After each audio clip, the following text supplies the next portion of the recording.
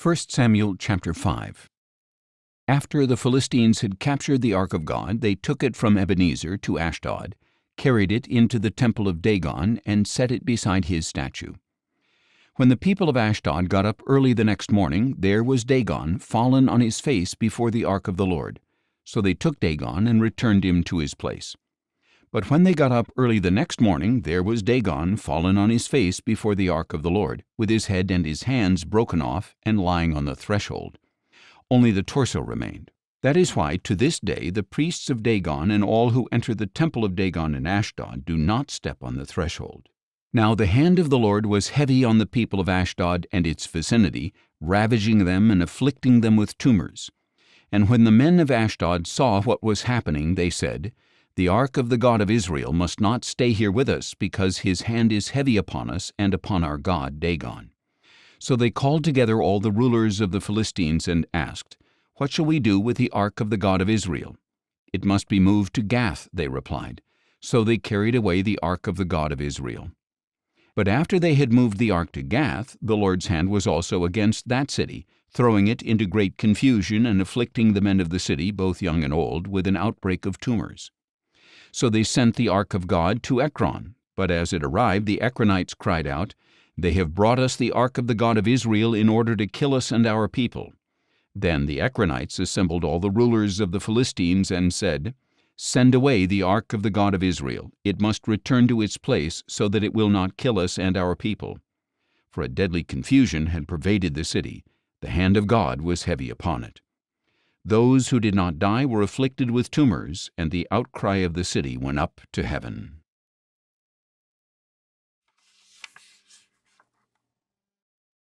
1 Samuel chapter 6.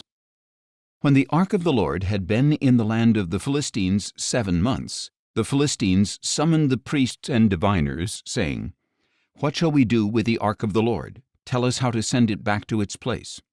They replied, "If you return the ark of the God of Israel, do not send it away empty, but by all means return it to him with a guilt offering. Then you will be healed, and you will understand why his hand has not been lifted from you."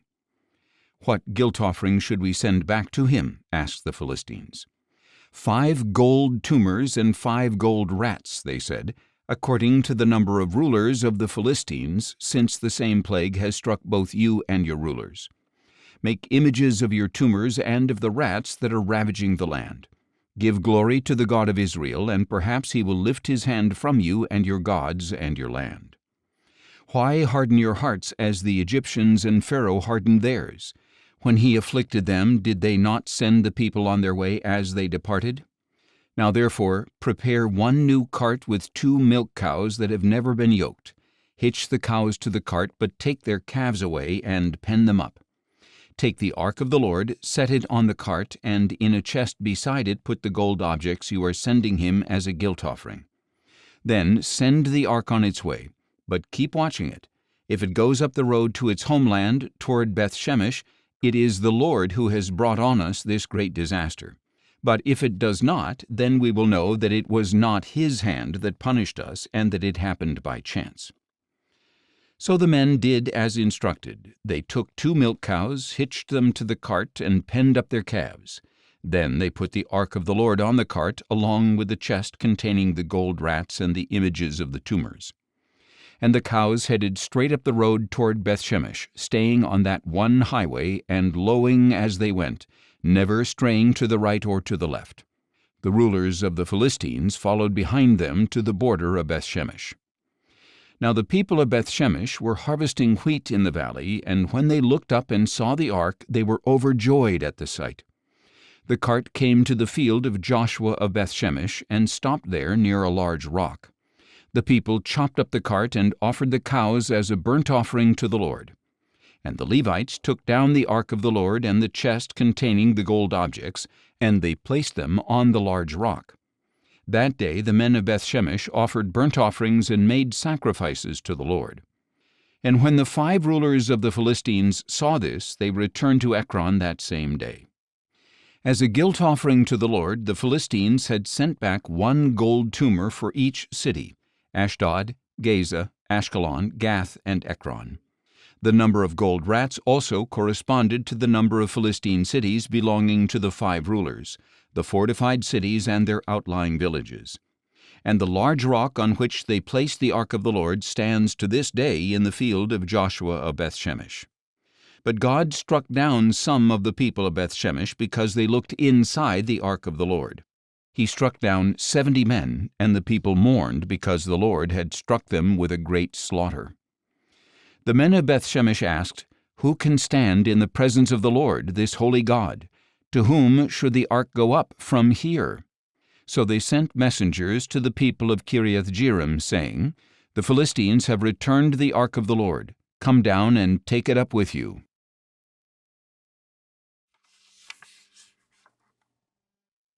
Isaiah chapter 51. Listen to me, you who pursue righteousness, you who seek the Lord. Look to the rock from which you were cut and to the quarry from which you were hewn. Look to Abraham your father and to Sarah who gave you birth. When I called him, he was but one. Then I blessed him and multiplied him. For the Lord will comfort Zion and will look with compassion on all her ruins. He will make her wilderness like Eden and her desert like the garden of the Lord. Joy and gladness will be found in her, thanksgiving and melodious song. Pay attention to me, my people, and listen to me, my nation, for a law will go out from me, and my justice will become a light to the nations. I will bring it about quickly. My righteousness draws near, my salvation is on the way, and my arms will bring justice to the nations. The islands will look for me and wait in hope for my arm. Lift up your eyes to the heavens and look at the earth below, for the heavens will vanish like smoke, the earth will wear out like a garment, and its people will die like gnats. But my salvation will last forever, and my righteousness will never fail. Listen to me, you who know what is right, you people with my law in your hearts. Do not fear the scorn of men. Do not be broken by their insults. For the moth will devour them like a garment, and the worm will eat them like wool. But my righteousness will last forever, my salvation through all generations. Awake, awake, put on strength, O arm of the Lord. Wake up as in days past, as in generations of old. Was it not you who cut Rahab to pieces, who pierced through the dragon? Was it not you who dried up the sea, the waters of the great deep, who made a road in the depths of the sea for the redeemed to cross over? So the redeemed of the Lord will return and enter Zion with singing, crowned with everlasting joy. Gladness and joy will overtake them, and sorrow and sighing will flee. I, even I, am he who comforts you. Why should you be afraid of mortal man, of a son of man who withers like grass? But you have forgotten the Lord your Maker, who stretched out the heavens and laid the foundations of the earth. You live in terror all day long because of the fury of the oppressor who is bent on destruction. But where is the fury of the oppressor? The captive will soon be freed. He will not die in the dungeon, and his bread will not be lacking. For I am the Lord your God, who stirs up the sea so that its waves roar. The Lord of hosts is his name. I have put my words in your mouth and covered you with the shadow of my hand, to establish the heavens, to found the earth, and to say to Zion, You are my people. Awake, awake, rise up, O Jerusalem, you who have drunk from the hand of the Lord the cup of his fury, you who have drained the goblet to the dregs, the cup that makes men stagger.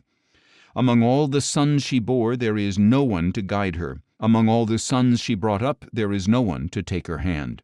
These pairs have befallen you, devastation and destruction, famine and sword. Who will grieve for you? Who can comfort you? Your sons have fainted. They lie at the head of every street like an antelope in a net. They are full of the wrath of the Lord, the rebuke of your God. Therefore now hear this, you afflicted one, drunken, but not with wine. Thus says your Lord, the Lord, even your God who defends his people. See, I have removed from your hand the cup of staggering. From that goblet, the cup of my fury, you will never drink again. I will place it in the hands of your tormentors, who told you, Lie down, so we can walk over you, so that you made your back like the ground, like a street to be traversed.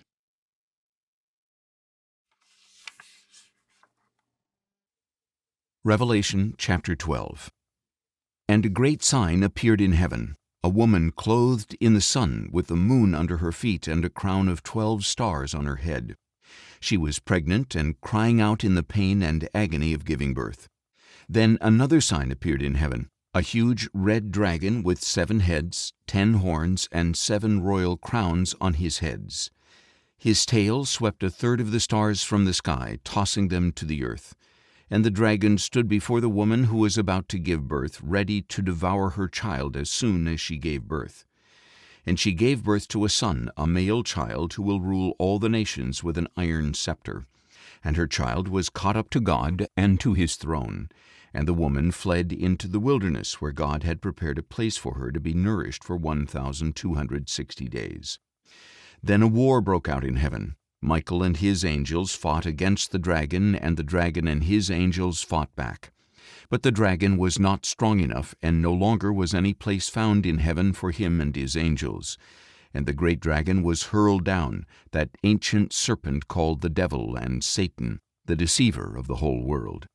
He was hurled to the earth, and his angels with him.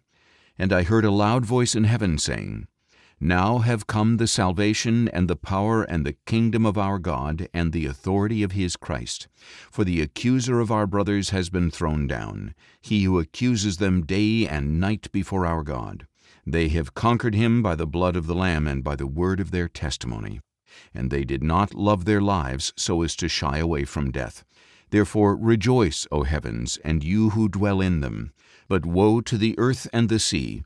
With great fury the devil has come down to you, knowing he has only a short time. And when the dragon saw that he had been thrown to the earth, he pursued the woman who had given birth to the male child. But the woman was given 2 wings of a great eagle to fly from the presence of the serpent to her place in the wilderness, where she was nourished for a time and times and half a time. Then from the mouth of the serpent spewed water like a river to overtake the woman and sweep her away in the torrent. But the earth helped the woman and opened its mouth to swallow up the river that had poured from the dragon's mouth. And the dragon was enraged at the woman, and went to make war with the rest of her children who keep the commandments of God and hold to the testimony of Jesus. And the dragon stood on the shore of the sea.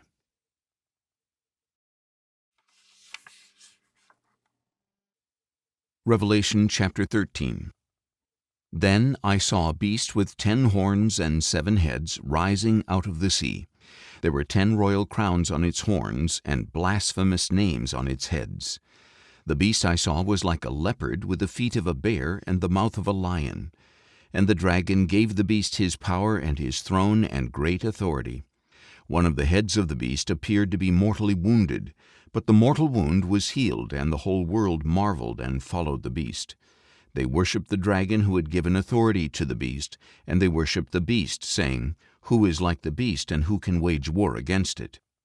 The beast was given a mouth to speak arrogant and blasphemous words, and authority to act for 42 months. And the beast opened its mouth to speak blasphemies against God, and to slander his name and his tabernacle, those who dwell in heaven. Then the beast was permitted to wage war against the saints and to conquer them, and it was given authority over every tribe and people and tongue and nation. And all who dwell on the earth will worship the beast, all whose names have not been written from the foundation of the world in the book of life belonging to the Lamb who was slain. He who has an ear, let him hear. If anyone is destined for captivity, into captivity he will go. If anyone is to die by the sword he must be killed. Here is a call for the perseverance and faith of the saints. Then I saw another beast rising out of the earth. This beast had 2 horns like a lamb, but spoke like a dragon. And this beast exercised all the authority of the first beast, and caused the earth and those who dwell in it to worship the first beast, whose mortal wound had been healed. And the second beast performed great signs to cause even fire from heaven to come down to earth in the presence of the people. Because of the signs it was given to perform on behalf of the first beast, it deceived those who dwell on the earth, telling them to make an image to the beast that had been wounded by the sword and yet had lived. The second beast was permitted to give breath to the image of the first beast, so that the image could speak and cause all who refused to worship it to be killed. And the second beast required all people, small and great, rich and poor, free and slave, to receive a mark on their right hand or on their forehead, so that no one could buy or sell unless he had the mark, the name of the beast or the number of its name. Here is a call for wisdom. Let the one who has insight calculate the number of the beast, for it is the number of a man, and that number is 666.